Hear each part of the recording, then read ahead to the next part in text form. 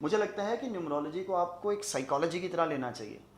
Astrology को आप किस तरीके से देखते हैं? क्या इसमें भी एक क्रांति आने वाली है? आने वाले टाइम की सबसे बड़ी डिमांड बनने वाली है एस्ट्रोलॉजी एंड अकल्ट एजुकेशन का field.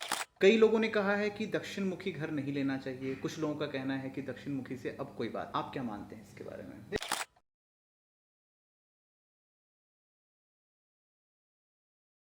Welcome to the Change Maker Show. Change Maker Show is a platform where we connect industry leaders with our audience. We have the vision to bridge the gap. हमारी एक छोटी सी कोशिश है विकसित भारत 2047 में अपना एक छोटा सा योगदान देना। आज के एपिसोड में हम बात करेंगे एस्ट्रोलॉजी एंड न्यूमरोलॉजी के ऊपर। We have the expert in the house today, astrologer Ashwani Gautam ji. Ashwani Gautam ji ने अब तक 6000 से ऊपर स्टूडेंट्स को इसके ऊपर शिक्षा दिया है and he is the founder of Jyotish Punj. So if you are looking for something related to numbers, astrology, vastu, you are at the right place. नमस्कार अश्वनी गौतम जी, नमस्कार जी। बहुत बहुत स्वागत है आपका हमारे show the change maker show में। बहुत बहुत धन्यवाद आपका। और आपके जो दर्शक इस कार्यक्रम को आज देखेंगे उनको भी बहुत बहुत शुभकामनाएं हमारी। उनके लिए बहुत कुछ आज नया आने वाला है इस कार्यक्रम के माध्यम से। बिल्कुल।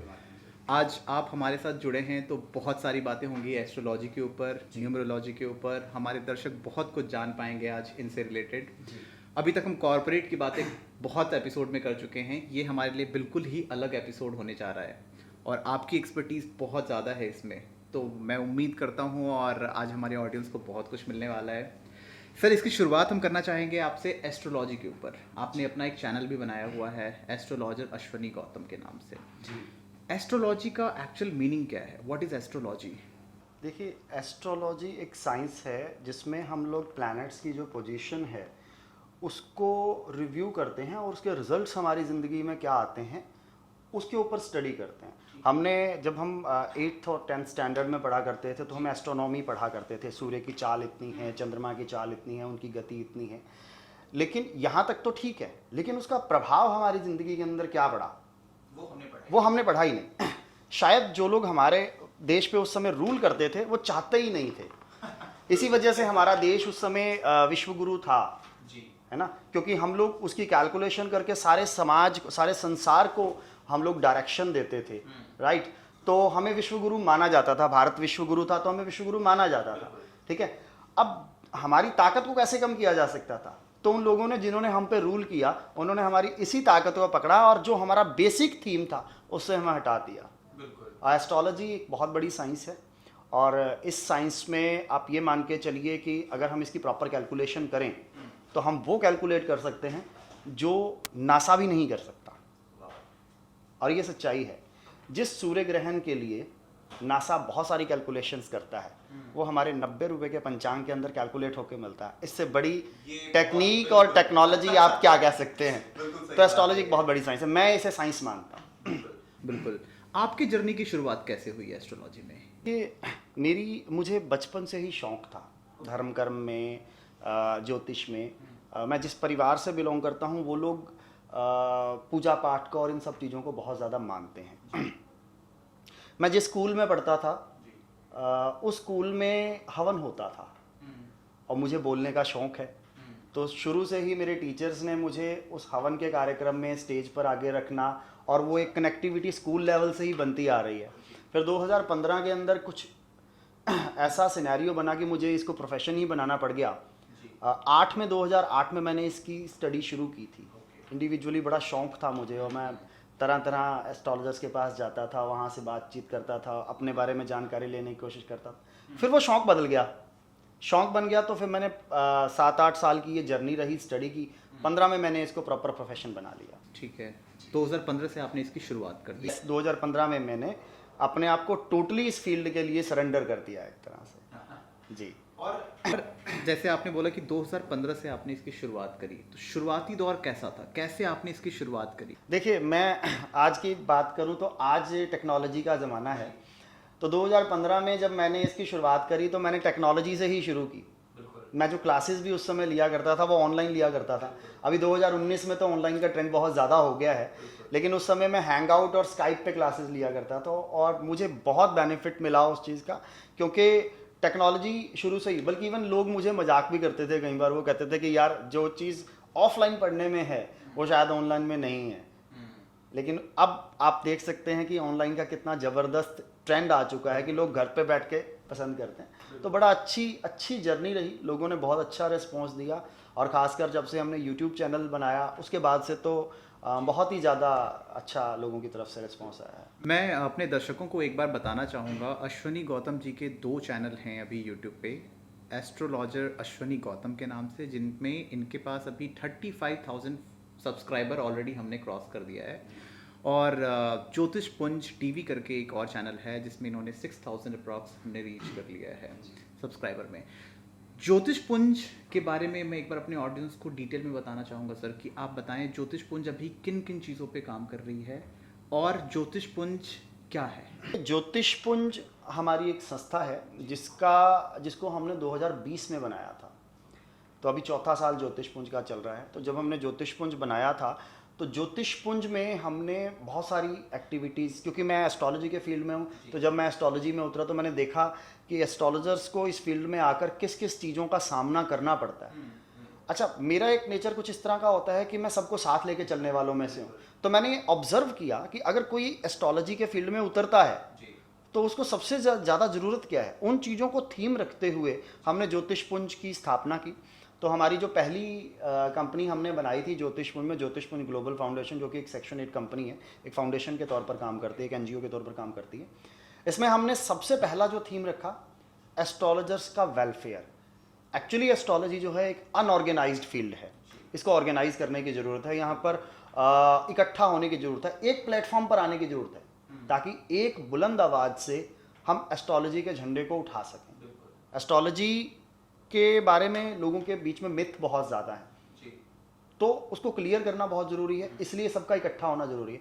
तो ज्योतिष पुंज ग्लोबल फाउंडेशन ने एस्ट्रोलॉजर्स के लिए इवेंट्स किए, उनको इकट्ठा करने का काम किया, और लोगों को साथ लेकर हमने, एस्ट्रोलॉजर्स को साथ लेकर हमने ये एक प्लेटफॉर्म जो है वो तैयार किया।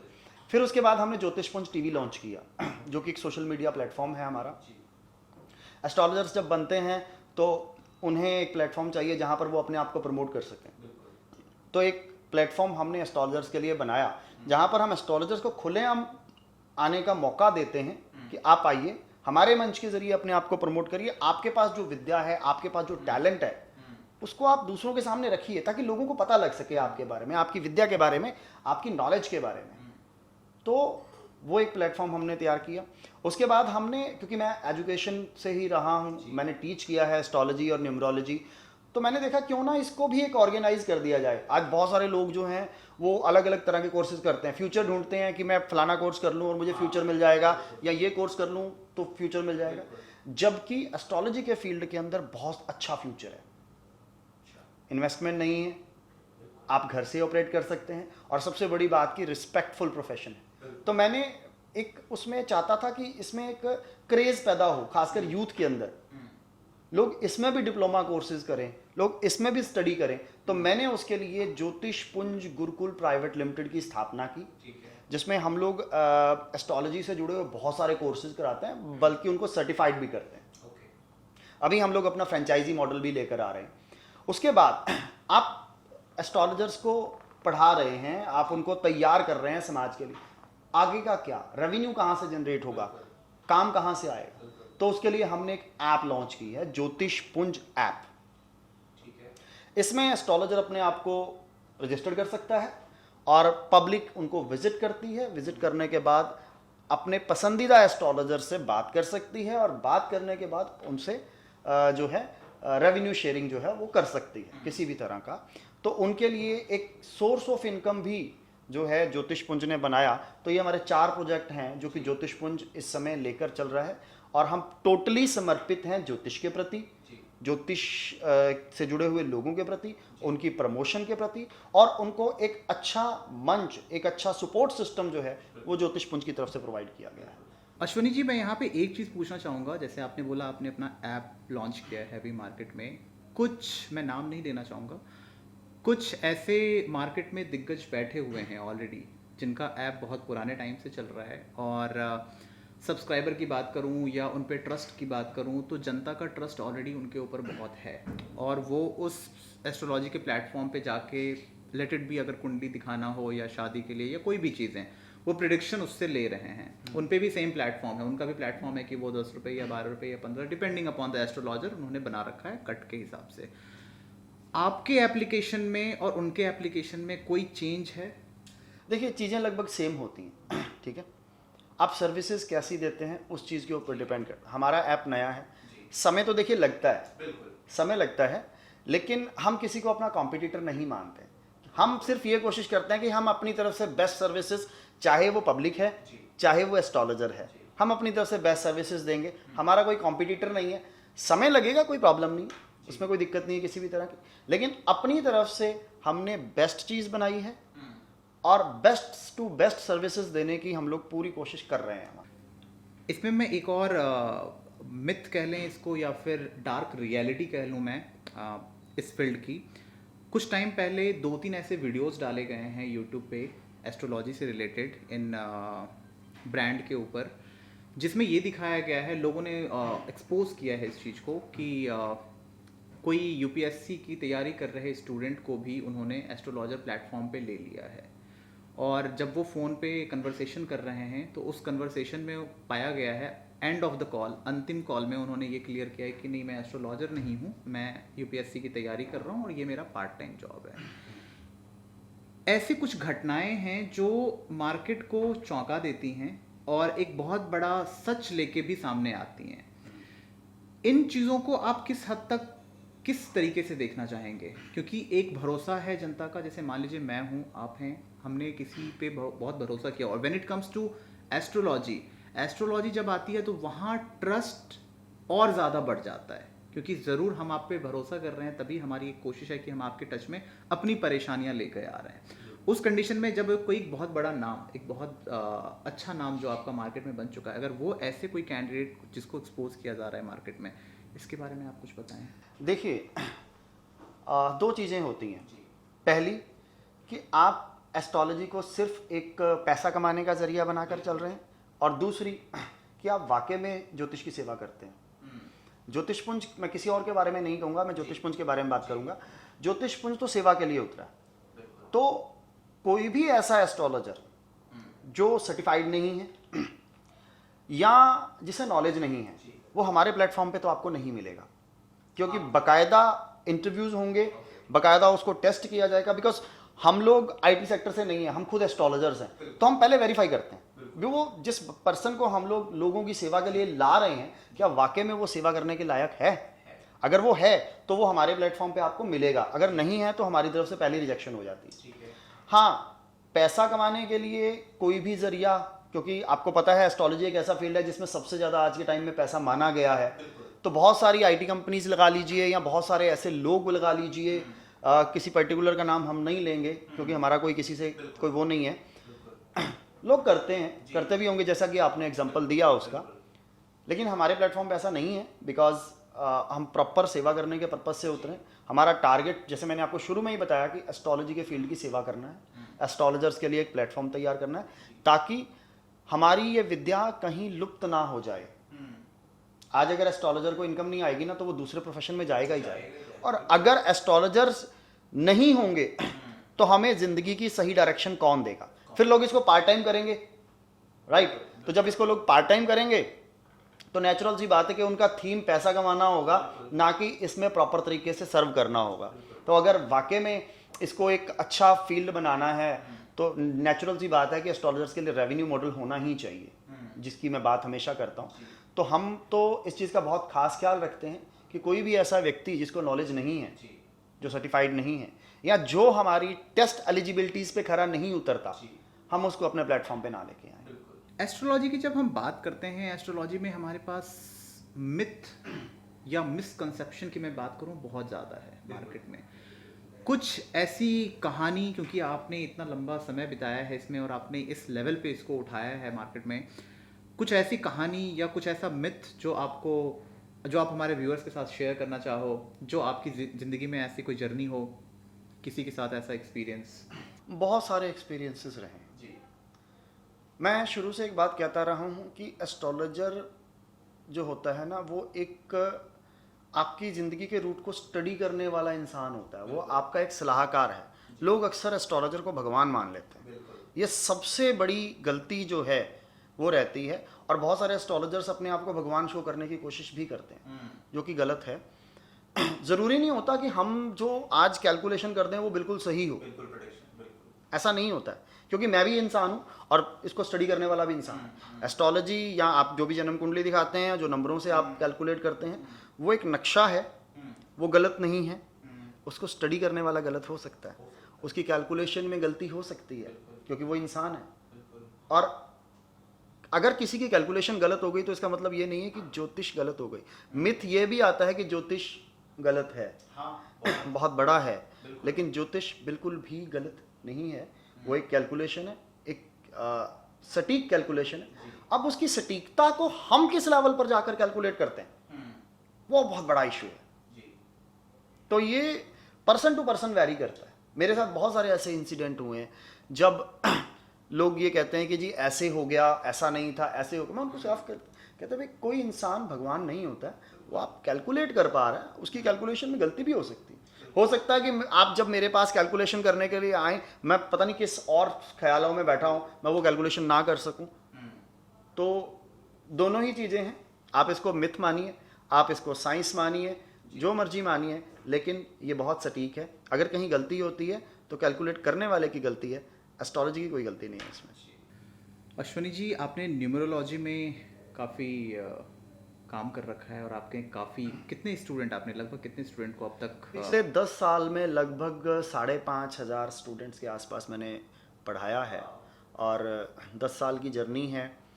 और न्यूमरोलॉजी मेरी स्पेशलाइजेशन है। नंबरों के साथ खेलना मुझे बहुत अच्छा लगता है। अभी नई नई रिसर्चेज में नंबरों को लेकर कर रहा हूँ, जैसे एस्ट्रोलॉजी और न्यूमरोलॉजी कैलकुलेशंस आपस में कैसे काम करती हैं।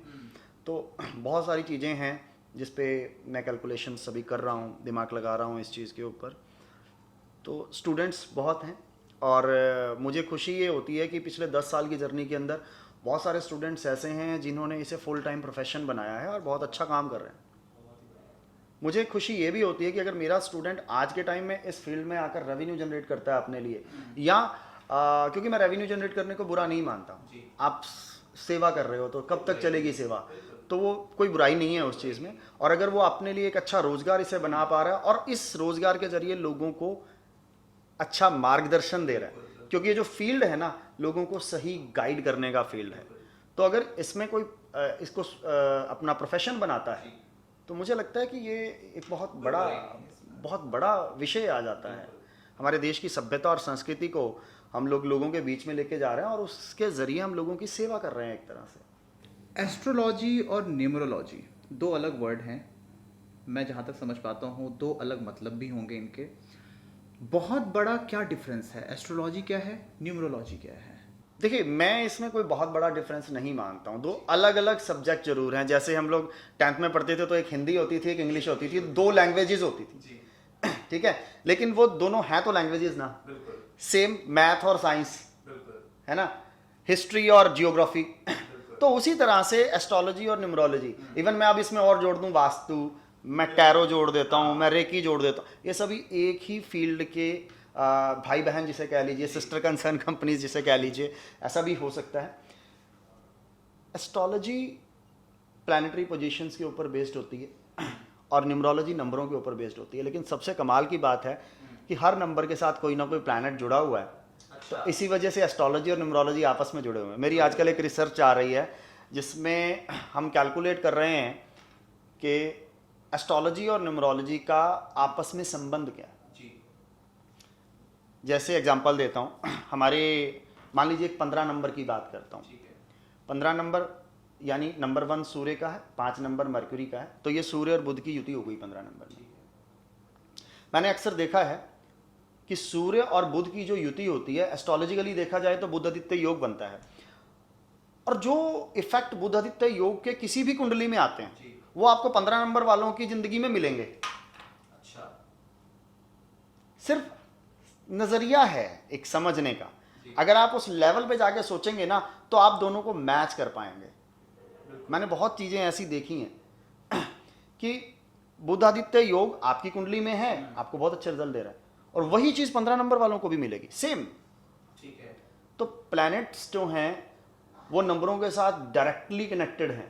सिर्फ ये है कि प्लैनेट्स को एस्ट्रोलॉजी में हम डायरेक्ट नज़र से देखते हैं और वहाँ पर न्यूमरोलॉजी में हम नंबरों की नज़र से देखते हैं। सिर्फ इतना एक फ़र्क है, इसके अलावा कोई फ़र्क नहीं है। तरीका अलग अलग हो सकता है। जैसे मैट्रिक में हम पढ़ा करते थे ना, तो हमें मैथ्स में थ्योरम्स करवाई जाती थी और वो कहा जाता था कि ये 2 तरीके से है। तो हम अपने सर से पूछा करते थे कौन सा तरीका यूज़ करें, कहते बेटा तरीका जो मर्जी यूज़ कर लो, रिजल्ट सही, रिजल्ट मैटर करता है, रिजल्ट सेम आना चाहिए। तो आप एस्ट्रोलॉजी करिए, आप न्यूमरोलॉजी करिए, वास्तु करिए, टैरो करिए, कुछ करिए, इंसान की ज़िंदगी में जो होना है उसकी कैलकुलेशन आपकी सटीक होनी चाहिए।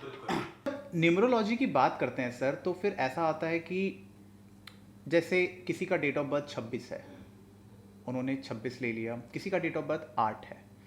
अब 8 का भी मूलांक अगर मैं काउंट करूं तो 8 है, और 26 का भी मैं मूलांक काउंट करूं तो 8 है।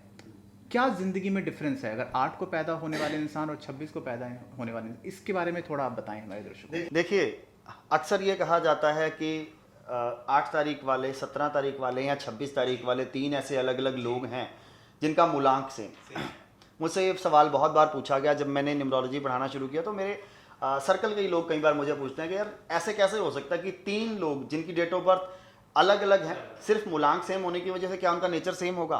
तो ऐसा बिल्कुल नहीं होता, नेचर अलग होगा, बिल्कुल अलग होगा। इसकी कैलकुलेशन करनी पड़ेगी। देखिए, 8 नंबर का एक बेसिक नेचर है, वो तीनों में मिलेगा आपको, लेकिन 17 में और 26 में बहुत बड़ा डिफरेंस है। क्यों? क्योंकि वो जो 8 बना है ना, वो 1 और 7 के कॉम्बिनेशन से मिलकर बना है, और उन दोनों का वो अलग है, वैल्यू अलग अलग है। वैल्यू अलग अलग है। 8 डायरेक्ट बना है शनि से और 17 बना है सूर्य और केतु से मिलकर शनि। अच्छा, इसमें फर्क है। इसमें फर्क होगा। 26 मिला है चंद्रमा और शुक्र से मिलकर शनि, जी, तो फर्क है। तो जब हम कैलकुलेट करते हैं तो 8 के नेचर को बिल्कुल अलग तरीके से कैलकुलेट करेंगे, 17 को बिल्कुल अलग तरीके से कैलकुलेट करेंगे और 26 को बिल्कुल अलग तरीके से कैलकुलेट करेंगे, लेकिन मूलांक तीनों का सेम रहेगा। तीनों के basic nature, basic trade same रहेंगे, लेकिन 17 और 26 का अलग अलग इंपैक्ट उनकी जिंदगी में बहुत सारे डिफरेंसेस क्रिएट कर देता है। अच्छा, तो एक बहुत बड़ा कैलकुलेशन है ये। अगर आप इसको सही तरीके से सीखें न्यूमरोलॉजी को, तो ये कैलकुलेशन अगर आपको आ जाती है तो आपको बहुत अच्छे तरीके से एक इंसान, मुझे लगता है कि न्यूमरोलॉजी को आपको एक साइकोलॉजी की तरह लेना चाहिए।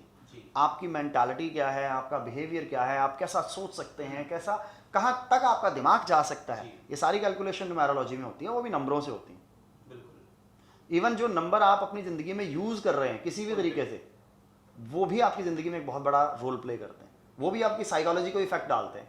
इसलिए मैं न्यूमरोलॉजी को सिर्फ न्यूमरोलॉजी नहीं लेता हूँ, मैं न्यूमरोलॉजी को साइकोलॉजी की तरह लेके चलता हूँ। ये आपकी सोच को प्रभावित करते हैं नंबर। मैं बात करता हूँ सर नंबर्स की, तो एक बहुत ही कॉमन नंबर जो हर किसी की ज़िंदगी के साथ है, हमारे ऑडियंस के साथ भी है, date of birth. Date of birth में हम दिन, महीना और साल को काउंट करके चलते हैं। जैसे मान लीजिए किसी का डेट ऑफ बर्थ हो गया 26/8/1995 या कोई भी ईयर ले लिया।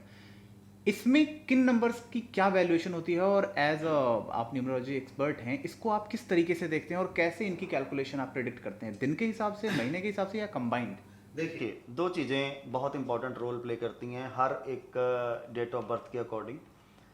पहली कैलकुलेशन क्या होती है कि आपकी डेट क्या है। आपकी जो डेट होती है वो आपकी साइकोलॉजी होती है। बेसिकली आप कैसे सोचते हैं, क्या आपका रवैया है, क्या आपका व्यवहार वो है, date- आपकी थॉट प्रोसेस कैसी है, आप कहाँ किस लेवल तक सोच सकते हैं, वो सिर्फ आपकी डेट है। ओके, इसको आप मूलांक भी बोलते हैं, जी, फेस नंबर भी बोलते हैं और ड्राइवर नंबर भी बोलते हैं। ओके, अलग अलग नामों से जाना जाता है। बेसिकली ये आपकी साइकोलॉजी को रिप्रेजेंट करता है। लेकिन अगर आप अपने डेट ऑफ बर्थ का जो पूरा है, जिसमें डेट भी आ गई, आपका मंथ भी आ गया, आपका ईयर भी हो गया, तीनों का अगर आप टोटल कर देते हैं तो वो आपकी डेस्टिनी बन जाती है। आपकी इसको हम भाग्यांक बोल देते हैं, ठीक है। अब इन दोनों के बीच में डिफरेंस क्या है वो हमें सोचना होगा, वो हमें समझना होगा। आपकी डेट आपकी साइकोलॉजी है, आपकी सोच है, जी, पर कोई जरूरी नहीं है कि आपकी जिंदगी में वो हो जो आपकी सोच है। एक इंसान आईएएस ऑफिसर बनना चाहता है, लेकिन वो एस्ट्रोलॉजर बन जाता है। बिल्कुल। क्यों? क्योंकि उसकी डेस्टिनी उसको अलाउ नहीं कर रही बिल्कुल। है ना। तो जो डेस्टिनी है उसका एक बहुत बड़ा रोल है, साइकोलॉजी है उसका एक अपना रोल है। साइकोलॉजी ने आपकी सोच को रखना है। अब सोच क्या हो वो हर नंबर के ऊपर डिपेंड करता है, लेकिन होगा वही जो आपकी डेस्टिनी आपसे करवाएगी ज़िंदगी के अंदर। इसमें मंथ का भी एक बहुत बड़ा रोल रहता है, कौन से महीने में पैदा हुए, हर महीने का अपना एक ट्रेट है, वो आपके बेसिक नेचर में आ जाता है। तो पहली बात कि आपकी साइकोलॉजी और आपकी डेस्टिनी का आपस में कंपैटिबल होना बहुत ज़रूरी है। अगर आप सही ट्रैक पे जाना चाहते हैं, अगर ये कंपैटिबल हैं आपस में, तो जो आप सोचते हैं वो आपकी डेस्टिनी आपको उस तरह से लेके जा सकती है। अगर ये कंपैटिबल नहीं है तो आपकी लाइफ में हर्डल्स होंगे, क्योंकि आप सोचेंगे कुछ और परमात्मा आपसे कुछ और करवाएगा, बिल्कुल। है ना। तो वहां पर भी हमें कुछ ऐसे नंबर्स को यूज करना पड़ता है जो कि इन दोनों के बीच में मित्रता करा दें, न्यूट्रल करा दें। दो दुश्मन आपस में लड़े हुए हैं और उन दोनों के बीच में कॉमन दोस्त है उनका, ठीक है। ठीक है, तो वो ये भूमिका निभा सकता है कि दोनों को दोबारा से इकट्ठा कर दे। ठीक है। इसी तरह से आपकी साइकोलॉजी और डेस्टिनी के बीच में कुछ कॉमन नंबर्स भी होते हैं जो इन दोनों को जोड़ देते हैं, इन दोनों की नेगेटिविटी को रिमूव करके कुछ फ्लैक्सिबिलिटी आपकी साइकोलॉजी की तरफ लेकर आते हैं और कुछ फ्लैक्सिबिलिटी आपकी डेस्टिनी की तरफ लेकर आते हैं। तो दोनों को जोड़कर एक ट्रैक बनाते हैं ज़िंदगी का। कुछ ऐसे नंबर्स भी होते हैं। सुनी जी, एक और चीज़ मैं समझना चाहूँगा यहाँ पे, बहुत इंपॉर्टेंट है, और फिर से ये क्वेश्चन ऐसा है जो आम आदमी के लिए है। जब दो लोगों की शादी हो रही होती है, क्या उन शादी के बीच में भी नंबर्स का कुछ है? क्या नंबर कैसे सर, इसके बारे में थोड़ा बताएं। इंसान आपस में जुड़ रहे हैं, ठीक है। अगर दोनों की सोच आपस में मिलती होगी तो उनकी ज़िंदगी का ट्रैक बहुत अच्छा चलेगा। बिल्कुल। आपकी और मेरी साइकोलॉजी ही मैच नहीं करती। यहाँ जैसे दुश्मन होते हैं ना आपस में, दो दोस्त हुए, दो दुश्मन हुए सपोज करिए, वैसे नंबर्स की भी आपस में दोस्ती दुश्मनी होती है, ठीक है। आपकी साइकोलॉजी और मेरी साइकोलॉजी मैच ही नहीं कर रही है तो हम दोनों की सारी ज़िंदगी नहीं बनेगी। या आपकी डेस्टिनी और मेरी डेस्टिनी मैच नहीं कर रही है तो हम लोग इकट्ठे नहीं रह पाएंगे। एक बहुत बड़ा फ़र्क है। जैसे एस्ट्रोलॉजी में हम लोग कुंडली मिलान करते हैं, वैसे हम लोग न्यूमेरोलॉजिकली नंबर्स का मिलान भी करते हैं कि ये बंदा जिसकी शादी इसके साथ होने जा रही है, ये इसके लिए कंपैटिबल भी है या नहीं है। जी। सोच ही नहीं मिल रही है। जैसे सूर्य और शनि आपस में नहीं मिलते हैं इकट्ठे, आपस में दोस्त नहीं है, तो 1 और 8 वालों की कंपैटिबिलिटी हो ही नहीं सकती। बट कुछ कंडीशंस ऐसी भी आती हैं इसमें जिसमें ये दोनों कंपैटिबल भी होते हैं। कुछ पर्टिकुलर मंथ्स भी होते हैं जिसमें ये आपस में कंपैटिबल भी होते हैं। तो वो सिनेरियोज भी हमें देखना होगा। तो कंपैटिबिलिटीज तो मैच करना बहुत ज़रूरी होता है, और नंबरों से आप दोनों की सोच को, अब एस्ट्रोलॉजिकली जब हम गुण मिलान करते हैं ना, तो 36 में से इतने गुण मिल गए, वो क्या है, वो बेसिकली उन दोनों के गुण, धर्म और सोच को मिलाने की बात हो रही है, ठीक है। ठीक है। यहाँ पर भी नंबर्स आप दोनों की सोच को और आप दोनों की डेस्टिनी को कैसे आपस में मिलाएंगे, वो हमें देखना होता है। ये बहुत ज़रूरी होता है। कुछ ऐसे पैरामीटर्स हैं जिस पे लोगों को ध्यान देना चाहिए before taking the decision of marriage? मुझे तो ये लगता है कि लोग इस पे ध्यान ना देकर किसी अच्छे एक्सपर्ट की सलाह ले लेंगे तो वो ज़्यादा बेटर रहेगा, क्योंकि उसकी ओपिनियन, उसका एक्सपर्टाइज जो है वो उनके लिए एक सही ट्रैक बना सकता है। हम लोग अक्सर यही गलती करते हैं। मैंने बहुत सारी चीज़ें देखी हैं, जब हम लोग कुंडली मिलान करते हैं तो लोगों ने खुद ही लैपटॉप के अंदर अपना लड़के का डाटा डाला, लड़की का डाटा देखा और सिंपली देख लिया कि कितने गुण मिल रहे हैं। मैंने इसमें एक और चीज़ मैं ऐड करना चाहूँगा। जब मैं 3-4 साइट पे देखता हूँ अलग, तो वो नंबर्स भी बदल जाते हैं अलग अलग साइट पे। ऐसा कैसे हो रहा है? ऐसा नहीं होता है, लगभग सेम ही होता है। छोटी मोटी कैलकुलेशंस में फ़र्क हो सकता है हर सॉफ्टवेयर की अलग में, लेकिन जो मुद्दा आ रहा है कि हम कुंडली मिलान कर लेते हैं क्योंकि हमने लैपटॉप में दोनों का डाटा डाल दिया, देखा कि 36 में से 28 गुण मिल रहे हैं, 29 गुण मिल रहे हैं, तो बहुत अच्छी कुंडली मिलती है, और बाद में पता लगा जी 6 महीने में दोनों का डिवोर्स हो गया। बहुत सारी कैलकुलेशंस और भी देखनी होती।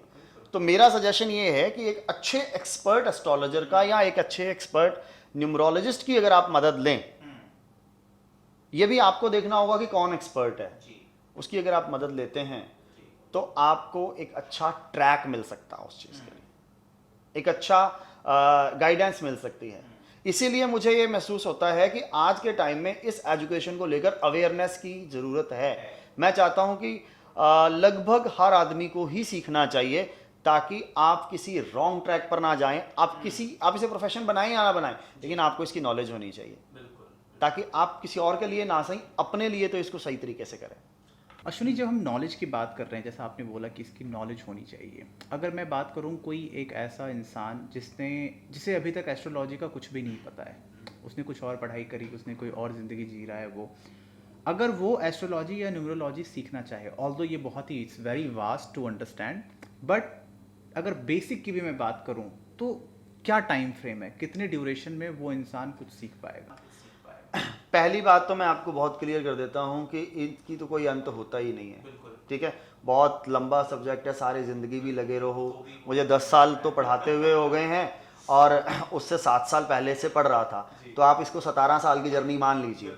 ठीक है, मैं आज भी पढ़ रहा हूँ, आज भी सीख रहा हूँ, तो इसका कोई अंत नहीं होता। हम इसका टाइम फ्रेम सेट नहीं कर सकते, लेकिन मिनिमम आप ये मान के चलिए कि 6 महीने से साल आप मिनिमम मान के ही चलिए कि अगर आप एक कोर्स भी करें तो वो कोर्स ही कंप्लीट होता है। सारी चीज़ें आपकी प्रैक्टिस के ऊपर डिपेंड करती हैं।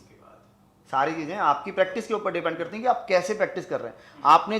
आपको जो नॉलेज दी गई है, आपने कितनी गेन की है, वो आपके ऊपर डिपेंड करता है। डिग्री लेना एक अलग बात है, लेकिन एक एमबीबीएस डॉक्टर जब डिग्री लेके निकलता है ना, तो वो एक एमबीबीएस जरूर होता है। हमारे से कोई कोर्स करके निकलता है तो एक सर्टिफाइड एस्ट्रोलॉजर जरूर होता है, लेकिन उसने उस पर काम कितना किया है, उसका एक्सपीरियंस कितना है, उसने जब तरह तरह के लोगों के ऊपर उसको अप्लाई करके देखा तो उस पर रिसर्च आगे कितनी की है उसने, वो इसके ऊपर डिपेंड करता है।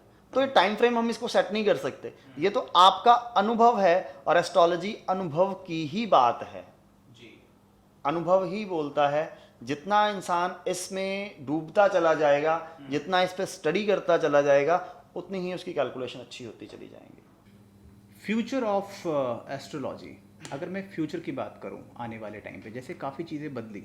अगर मैं बात करूं आज से 10 साल पहले की, आज के जनरेशन में, फिर आने वाले 10 साल में टेक्नोलॉजी ने बहुत बड़ा रूप लिया है, बहुत चीज़ें बदल गई। आज से 10 साल पहले हमें कम्युनिकेशन के लिए भी, 20 साल पहले की मैं बात करूं जब मैं बहुत छोटा हुआ करता था, हमें फ़ोन करने के लिए भी पीसीओ बूथ पे जाके नंबर डायल्स करने पड़ते थे। आज मोबाइल फ़ोन है, हर इंसान बैठे बैठे मोबाइल कर ले रहा है, फ़ोन कर रहा है। Artificial intelligence is the next generation. तो टेक्नोलॉजी इज़ रिवॉल्यूशन, बहुत स्पीड में बहुत आगे बढ़ रही है चीज़ें। एस्ट्रोलॉजी को आप किस तरीके से देखते हैं? क्या इसमें भी एक क्रांति आने वाली है? क्योंकि आज के जनरेशन में, मॉडर्न एरा में, जो मैंने फील किया है, लोगों को बहुत ज़्यादा इंटरेस्ट है अभी एस्ट्रोलॉजी के पीछे, ऑडियंस बढ़ चुके हैं। एक टाइम था बीच में थोड़ा कम था, बट अभी शायद डिजिटल मार्केटिंग के कारण या जो भी कह लें हम, ऑडियंस बहुत ज़्यादा बढ़ चुके हैं। इसको आप किस तरीके से देख रहे हैं आने वाले टाइम में, फ्यूचर? देखिए, देश काल पात्र और परिस्थिति हमेशा काम करती है जी। अभी परिस्थिति की बात आ रही है जी। परिस्थिति ये कह रही है कि हमें आज की टेक्नोलॉजी के साथ चलना चाहिए। मुझे लगता है कि चीज़ें वही हैं, एस्ट्रोलॉजी में जो चीज़ें थी, जो हमारे ऋषि मुनियों ने लिखा है, चीज़ें वही हैं, लेकिन इसको एक नए तरीके से प्रेजेंट करने की ज़रूरत है। इसको सही तरीके से लोगों के सामने रखने की ज़रूरत है, क्योंकि समाज उसी चीज़ को देखता है जो समाज में चल रही होती है, तो उसको उसी तरीके से प्रेजेंट किया जाना चाहिए। अगर आज हम एस्ट्रोलॉजी को पुराने तरीके से लोगों के बीच में रखने की कोशिश करेंगे, तो शायद हमारी आज की युवा पीढ़ी उसको उस लेवल पे नहीं सोच पाएगी। उसमें कोई चेंज नहीं है, चीज़ वही है, लेकिन एक नए तरीके से, एक नई टेक्नोलॉजी से लोगों के बीच में रखने की ज़रूरत है। और मैं बार बार एक बात पे जोर देता हूं कि युवाओं को इस फील्ड में आना चाहिए जी। इससे हमारी देश की सभ्यता और संस्कृति बचेगी, बनी रहेगी। लोग हमें फॉलो करेंगे, पूरी दुनिया हमें फॉलो करेगी, क्योंकि हम पहले भी विश्वगुरु थे और आगे भी हमें विश्वगुरु ही बनना है। ठीक है, तो जब तक युवा इसके साथ नहीं जुड़ेगा ना, तब तक ये ग्रोथ नहीं करेगा। पुरानी जनरेशन के जो लोग हैं वो कब तक इसको खींचेंगे? तो युवाओं को जोड़ने के लिए हमें टेक्नोलॉजी को जोड़ना ही पड़ेगा। टेक्नोलॉजी के साथ अगर इसको प्रेजेंट किया जाएगा, चीज़ वही है, एक नए तरीके से प्रेजेंट करने की ज़रूरत है। तो प्रेजेंट अगर इसको किया जाता है तो एक रेवोल्यूशन वाकई में ही इसमें आने वाला है, और आने वाले टाइम की सबसे बड़ी डिमांड बनने वाली है एस्ट्रोलॉजी एंड अकल्ट एजुकेशन का फील्ड। वास्तु पे आपसे एक क्वेश्चन पूछना चाहूँगा, क्योंकि कई बार मैंने इंस्टाग्राम पे भी देखे हैं, रील्स में भी, और कई ऑडियंस के भी ये क्वेश्चन होते हैं। जब वास्तु की बात होती है तो घर हो, ऑफिस हो, मकान हो, किसी भी चीज़ों पे घर के मेन गेट, मुख्य द्वार का बहुत बड़ा मायने रखता है वो। कई लोगों ने कहा है कि दक्षिण मुखी घर नहीं लेना चाहिए, कुछ लोगों का कहना है कि दक्षिण मुखी से अब कोई बात नहीं, ये एक मिथ है। कुछ लोग बताते हैं पुराने ज़माने की कहानियाँ, इनको रिलेट किया जा रहा है, 2-3 अलग अलग लोगों ने बताया। आप क्या मानते हैं इसके बारे में? देखिए, मैं एक चीज़ मानता हूँ कि हर चीज़ एक साइंटिफिक तरीके से ली जानी चाहिए जी। दक्षिण मुखी मकान बहुत सारे लोगों को नहीं फलता है, लेकिन बहुत सारे लोग ऐसे भी हैं जो दक्षिण मुखी मकान में ग्रो करते हैं, क्योंकि जो एनर्जी होती है ना वो साउथ से आती है हमेशा। ठीक है, तो इवन मेरा घर खुद का दक्षिण मुखी मकान है और मेरे फादर को दक्षिण मुखी मकान हमेशा फलता है। अच्छा। मेरे फादर ने हमेशा पैसा जनरेट किया है जब वो दक्षिण मुखी मकान में रहते हैं। तो मैं इसको मिथ नहीं मान सकता, मैं एक प्रॉपर कैलकुलेशन मानता हूँ। बहुत सारे लोग एस्ट्रोलॉजिकली हमें ये बात कंफर्म होती है कि इसको दक्षिण मुखी मकान में रहना चाहिए या नहीं रहना चाहिए। ठीक है, तो सबके लिए ये बात लागू नहीं होती कि दक्षिण मुखी मकान खराब है। बहुत सारे लोगों के लिए दक्षिण पैसा देता है, तो हम इसे खराब नहीं कह सकते। अब बिजनेस के पॉइंट ऑफ व्यू से देखा जाए तो दक्षिण दिशा का जो ऑफिस है या दक्षिण दिशा की जो दुकान है वो हमेशा चलती है। जी बिल्कुल। लेकिन हाँ लेकिन दक्षिण की अगर मैं बात करूं तो इसको आप कौन सी डायरेक्शन आपके लिए शूट कर रही है नहीं कर रही है, एस्ट्रोलॉजिकली अपनी डायरेक्शन चेक करवा के ही उसको करें तो वो ज़्यादा आपके लिए फ्रूटफुल रहेगा। अब वास्तु की अगर आप बात करें तो मैं आपको एक बात बताता हूँ कि ये भी एक साइंटिफिक रीज़न है। पुराने समय में ये कहा जाता था कि पूर्वमुखी मकान आपको लेने चाहिए। क्यों लेने चाहिए? उसका एक रीज़न है। पूर्व दिशा से सूर्य का उदय होता है, ठीक है, उसकी जो पहली किरण है वो आपके घर पे आपके आंगन में पड़ती है। ठीक है, तो हर चीज का एक साइंटिफिक रीजन है। वास्तु भी एक बहुत बड़ी साइंस है। इसकी अगर आप प्रॉपर कैलकुलेशन करवा के उसको एस्ट्रोलॉजी से कनेक्ट करवा के अगर आप वास्तु की कैलकुलेशन करवाते हैं तो आप उस अकॉर्डिंग मकान बनवाइए, आपको हमेशा फलेगा। अब ये थंब रूल अगर लगा दिया जाए कि दक्षिण मुखी मकान सबके लिए ही गलत है तो ऐसा मैं तो नहीं मानता हूँ इस चीज़ को। मैं दक्षिण मुखी मकान में रहता हूँ, मेरी फैमिली दक्षिण मुखी मकान में रहती है, हम लोग खुश हैं, कोई कमी नहीं है परमात्मा की दया से, हमें फलता है। हमने भी बहुत लोगों को देखा है वो दक्षिण मुखी में रह रहे हैं और उनका बहुत अच्छा व्यापार भी बहुत अच्छा जा रहा है और वो खुद भी बहुत अच्छा ग्रो कर रहे हैं। ऐसा कुछ भी नहीं है, ऐसा कुछ हर देखिए देश काल पात्र और परिस्थिति की बात फिर यहाँ आ जाती है, सबके लिए अलग अलग, तो उसको कैलकुलेट करवा लीजिए, वो आपको पता लग जाएगा कि कौन सी जगह आपके लिए फ्रूटफुल है और कौन सी। तो ये थंब रूल नहीं माना जा सकता इस चीज़। कुंडली की बात करते हैं सर थोड़ी सी। जब कुंडली की हम बात करते हैं आज के टाइम पे तो बहुत ही ज़्यादा ट्रेंड में है, हर लोग कुंडली मिला रहे हैं, हर लोग आज के टाइम पे जब से इंटरनेट पे आ चुकी हैं चीज़ें, वो लोग जिन्हें कुछ आइडिया नहीं है वो भी कुंडली जैसा आपने बताया अभी कि वो जाके अपनी डेट ऑफ बर्थ डाला, अपनी डिटेल्स डाली और कुंडली निकल के आ जाता है। कुंडली में घर का, कुंडली में घर होते हैं जो आप अभी बताएंगे ऑडियंस को, घर का और उस घर में मूलांक का, नंबर्स का क्या है योग, कैसे उसको डिसाइड करते हैं? देखिए बहुत सही बात आपने पूछी। कुंडली में 12 घर होते हैं, ठीक है, उसके अंदर जो नंबर लिखे होते हैं वो मूलांक नहीं है। पहली बात तो मैं बताऊं, वो राशियों का सीक्वेंस है। मूलांक का संबंध न्यूमरोलॉजी है, तो एस्ट्रोलॉजी में मूलांक से कोई लेना देना नहीं है, किसी भी डिफरेंट हो जाता है, लेकिन वो राशियों का सीक्वेंस है। अब यहाँ पर क्या होता है कि हमारी जो जन्म कुंडली के अंदर 12 हाउसेस होते हैं, ये आपके जिंदगी के अलग अलग पहलुओं को दिखाते हैं। जैसे फर्स्ट हाउस आपकी बॉडी को दिखाता है, सेकंड हाउस जो है वो आपकी फैमिली को दिखाता है, आपकी सेविंग्स को दिखाता है, थर्ड हाउस आपके एफर्ट्स को दिखाता है, फोर्थ आपकी लग्जरीज को या आपकी मदर को दिखाता है, फिफ्थ आपके रिलेशनशिप्स को दिखाता है या आपके एजुकेशन को दिखाता है, सिक्स्थ आपके एनिमीज़ को या आप ये कहिए कि आपके जो मेडिकल इश्यूज़ हैं उनको दिखाता है, सेवन्थ आपका लाइफ पार्टनर है, आठवां जो घर है, 8th हाउस जो है वो आपकी आयु है, 9th आपका लक भी है, आपके फादर भी हैं, 10th आपका प्रोफेशन है, 11th आपकी इनकम है और 12th आपके जो हैं एक्सपेंसेस हैं। तो ये हमारी ज़िंदगी में जितनी भी प्रॉब्लम्स आती हैं ना, उनको 12 अलग अलग कैटेगरी में बांट दिया। वो 12 हाउसेस जो होते हैं, 12 घर जिसे आप बोल रहे हैं, वो हमारी ज़िंदगी के अलग अलग पहलुओं से जुड़े हुए हैं। अब वो पहलू को देखेगा कौन? उसके अंदर जो वो राशियाँ घूम रही हैं, उन राशियों के स्वामी, उनका डिपार्टमेंट वो होता है। जैसे सपोज करिए आपके लगन के अंदर सपोज करिए 9 नंबर है, ठीक है, या आपके 5वें भाव में 9 नंबर है, एग्जाम्पल कुछ भी ले सकते हैं। अब 9 नंबर मीन राशि आती है, ठीक, सॉरी धनु राशि आती है, राइट, नहीं फिक्स्ड है, सीरीज बनी 9 नंबर धनु राशि आती है। अब 9 नंबर धनु राशि आती है तो धनु राशि के जो लॉर्ड है वो जुपिटर है।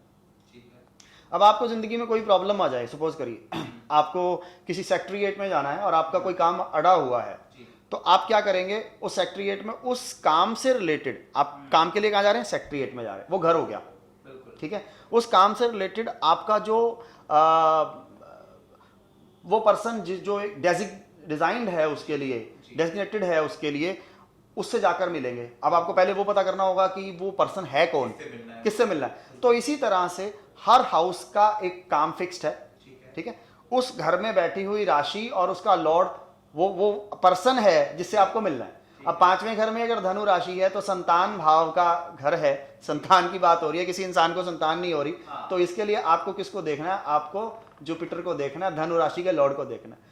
तो वहां पर जो राशियां हैं और उनके लॉर्ड हैं, उनका अलग अलग डिपार्टमेंट है, वो इस तरह की कैलकुलेशंस होती हैं। हाउसेज आर फिक्स, लेकिन उसके अंदर राशिज जो हैं वो रोटेट होती रहती हैं।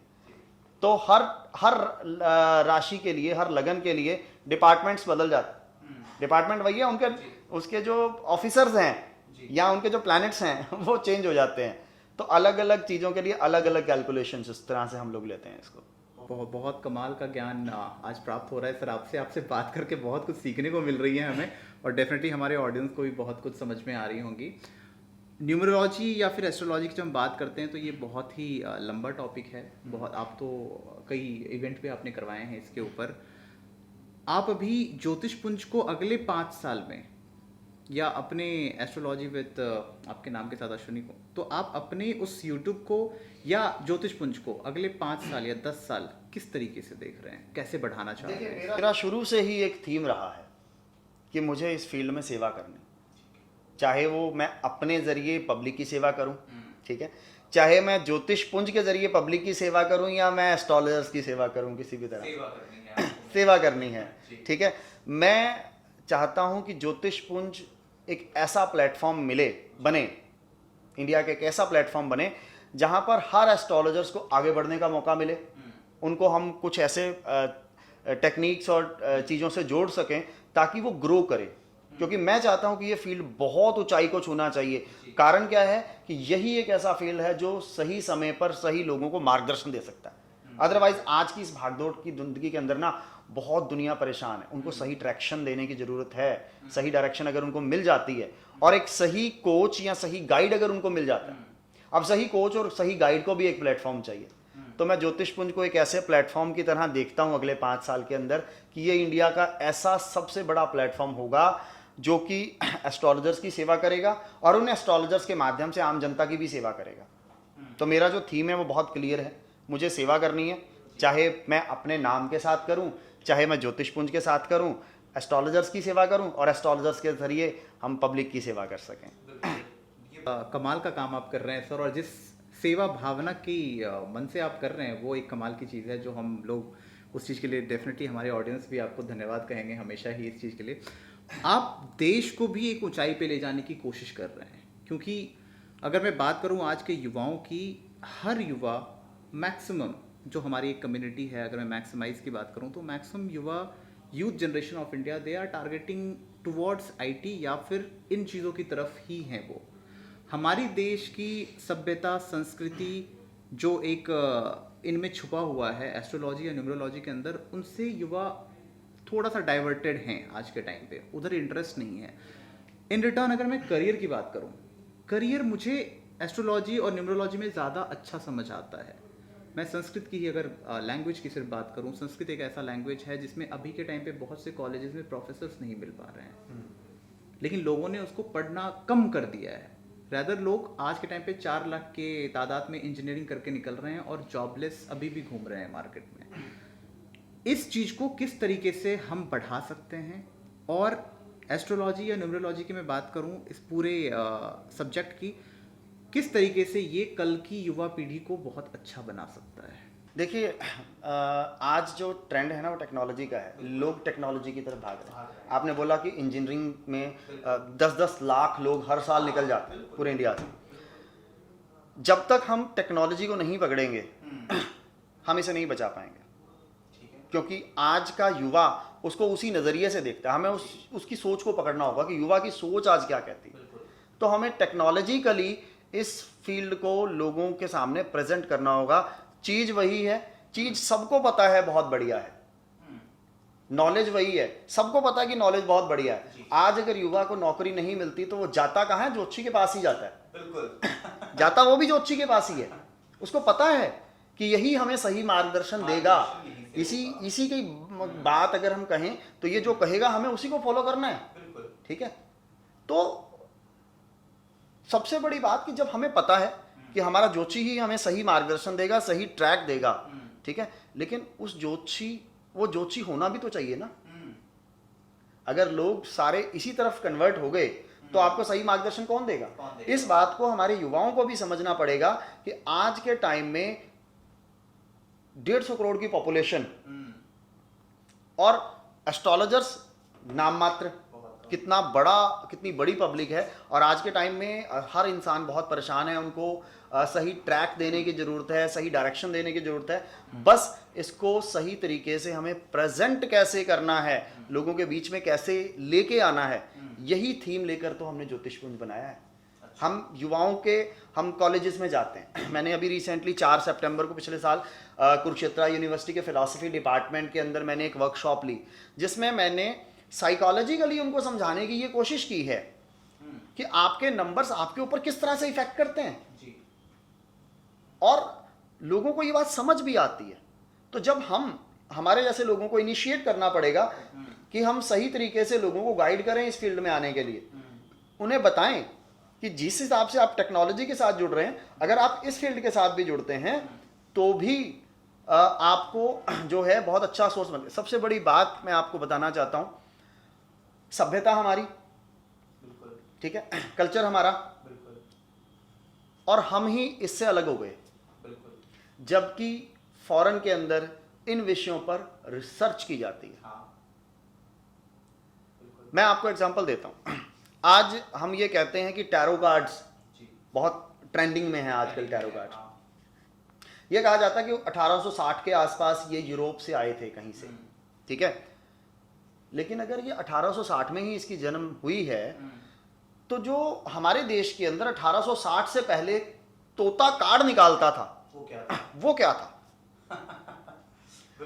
रेकी कहा जाता है जापान से आई है, और रेकी में ये कहा जाता है कि हमारे हाथ के इन पोर्स के अंदर एनर्जी होती है, और हम इसी हाथ से इन पोर्स के जरिए एनर्जी बॉडी के अंदर ट्रांसफॉर्म करते हैं। तो अगर ये जापान की देन है, तो जो हमारे ऋषि मुनि सर पे हाथ रख के आशीर्वाद दे दिया करते थे और वो सिद्ध हो जाया करता था, तो वो क्या था? ठीक है। और न्यूमरोलॉजी के अंदर भी मैं आपको बताऊं, न्यूमरोलॉजी के अंदर 16 पैटर्न आते हैं, हर कंट्री का अपना पैटर्न है। और ये कहा जाता है कि न्यूमरोलॉजी भी फॉरेन की देन है। अरे भैया, अगर न्यूमरोलॉजी फॉरेन की देन है तो रावण के 10 सर कहां से कैलकुलेट हुए थे? नंबर्स, जितनी भी चीजें हैं आज के टाइम में, किसी भी चीज के बारे में आप बात कर लो, जितनी भी चीजें, सारी की सारी देन तो हमारे देश की हैं। बस ये है कि हम पाश्चात्य सभ्यता से जुड़ गए और वो हमारी सभ्यता से जुड़ गए। हमें उनका ट्रेंड पसंद आने लग गया, उनको हमारा ट्रेंड पसंद आने लग गया। तो थोड़ा सा हमें इस चीज को संभालना पड़ेगा। हमारी युवा पीढ़ी को एक नई एडवांस टेक्नोलॉजी के साथ इसको प्रेजेंट करना पड़ेगा, ताकि हमारी युवा पीढ़ी इसके साथ जुड़े और समझे हमारे देश की सभ्यता क्या है, हमारे देश का कल्चर क्या है। और हम विश्वगुरु थे, आज भी हैं और आने वाले समय में भी रहेंगे।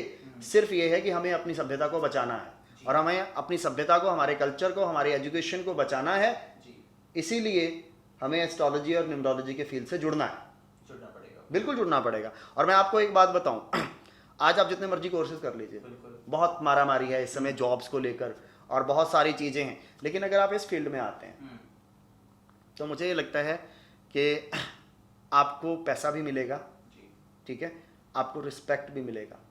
क्योंकि जब आप दिल से किसी की समस्या का समाधान करेंगे ना, तो वो आपको पैसा और रिस्पेक्ट के साथ दुआ भी देगा, आपको एक तरह से आशीर्वाद भी देगा।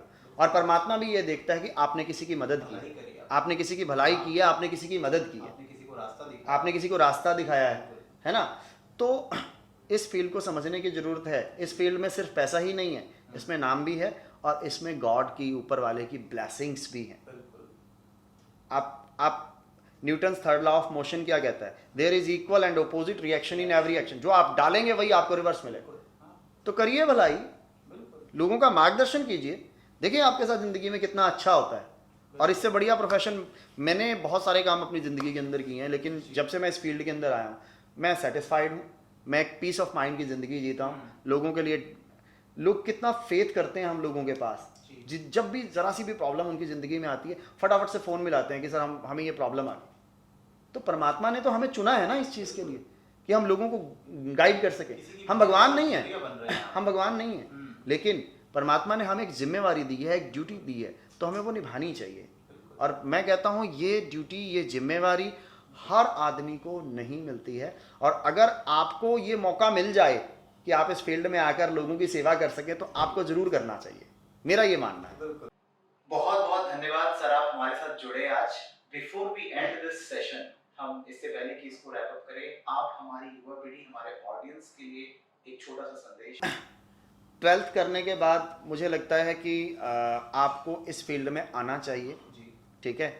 बहुत सारी ऑर्गेनाइजेशंस इसके एजुकेशन में, जैसे कि हमने बताया कि हम ज्योतिषपुंज गुरुकुल भी लेकर आ चुके हैं, हम भी इसके एजुकेशन में उतर चुके हैं।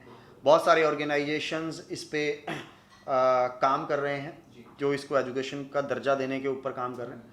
और अभी तो आपको शायद पता नहीं है, एक नेशनल एजुकेशन पॉलिसी आई है भारत सरकार की नई, उसमें क्लियर किया गया है। इवन कुरुक्षेत्रा यूनिवर्सिटी के अंदर, मैं कुरुक्षेत्रा से ही बिलोंग करता हूँ, तो कुरुक्षेत्रा यूनिवर्सिटी के अंदर भी मेरी बात हो रही थी किसी से, तो स्किल एनहांसमेंट कोर्स के तौर पर या वोकेशनल कोर्सेज के तौर पर अब ये कोर्सेज बहुत सारी यूनिवर्सिटीज़ के अंदर आने शुरू हो चुके हैं। और बहुत सारी यूनिवर्सिटीज़ ऐसे भी हैं जिनके अंदर एक ज्योतिष विभाग भी बना दिया गया है जहाँ पर ज्योतिष की प्रॉपर पढ़ाई की जाती है। और इसके अलावा कुछ प्राइवेट ऑर्गेनाइजेशंस जैसे कि हमारा ज्योतिषपुंज गुरुकुल है, ये लोग भी इसको प्रॉपर स्टडी करवाते हैं। तो ये करना चाहिए। आप जॉब की संभावनाएं चाहे जहां मर्जी तलाश कीजिए, लेकिन मैं आपको फिर ये गारंटी दे रहा हूं कि ये एक ऐसा स्किल है जो आपको कभी भूखा नहीं मरने देगा, क्योंकि हुनर हमेशा काम आता है और ये एक बहुत बड़ा हुनर है, बहुत बड़ा हुनर है, बहुत अच्छी नॉलेज वाला हुनर है। इस हुनर को सीखने के बाद, इस चीज़ को सीखने के बाद, इस विद्या को हासिल करने के बाद आप लोगों की सेवा करके अपने लिए एक बहुत अच्छा रोज़गार, अपने लिए एक बहुत अच्छा प्रोफेशन जो है वो आप बना सकते हैं। बहुत बहुत धन्यवाद सर, आप हमारे साथ जुड़े आज। Before we end this session, हम इससे पहले कि इसको रैप अप करें, आप हमारी युवा पीढ़ी, हमारे ऑडियंस के लिए एक छोटा सा संदेश क्या आप कुछ देना चाहेंगे? मैं सबको, दर्शकों को यही कहना चाहूँगा कि ये फील्ड बहुत शानदार है और हमारे देश की सभ्यता और संस्कृति से जुड़ा हुआ है। सबको इसके साथ जुड़ना चाहिए, इसकी प्रॉपर एजुकेशन लेनी चाहिए, ताकि हमारे समाज में एस्ट्रोलॉजी को लेकर या अकल्ट एजुकेशन को लेकर जो मिथ हैं वो ना हो सकें, इसकी प्रॉपर जानकारी लोगों को हो। तो इसके कोर्सेज को ज्वाइन कीजिए, इसको प्रॉपर तरीके से सीखिए। नहीं आप प्रोफेशन बनाना चाहते मत बनाइए, लेकिन मैं आपको ये गारंटी ज़रूर देना चाहूँगा कि इसको सीखने के बाद आप अपनी ज़िंदगी के अंदर बहुत सारे चेंजेस खुद ही लेके आ सकते हैं। तो समाज में एक सही डायरेक्शन की, सही मार्गदर्शन की ज़रूरत है, लोगों को सही जानकारी देने की ज़रूरत है। दुनिया बहुत परेशान है, अच्छे गाइड्स की और अच्छे कोचेज़ की ज़रूरत है जो लोगों की साइकोलॉजी पे काम करते हुए लोगों को उनकी प्रॉब्लम से निकलने में उनकी मदद करें। तो ये एक बहुत बड़ी संभावना, क्योंकि जैसे ही हमारी भागदौड़ भरी ज़िंदगी है तो ये इस समय बहुत ज़्यादा परेशानी वाला समय लोगों के लिए चल रहा है ना। न्यूमेरोलॉजिकली तो नंबर 2 का साल चल रहा है, तो नंबर 2 तो वैसे ही बहुत स्ट्रेस देता है। तो बहुत परेशानी वाली स्थिति भागदौड़ भरी ज़िंदगी में हो रही है। सही गाइड और सही कोच समाज को प्रॉब्लम से निकालने में मदद कर सकती हैं, और वो सही गाइड और वो सही कोच आप सब भी हो सकते हैं। तो इसे करियर के तौर पे चूज़ करिए। मुझे उम्मीद है कि आपके लिए एक बहुत अच्छी करियर की संभावनाएं आपको जो हैं वो यहाँ पर मिलेंगी। बहुत बहुत धन्यवाद आपका इस शो में आने के लिए सर, बहुत सारी बातें हुई यहाँ पर बुलाने के लिए, बहुत बहुत धन्यवाद बहुत सारी बातें यहाँ पर बुलाने के लिए। और आपके इस एपिसोड के माध्यम से हम पूरी कोशिश करेंगे कि आगे भी जो कुछ हमारे पास है देने के लिए हम ज़रूर दे पाएँ। बहुत बहुत धन्यवाद।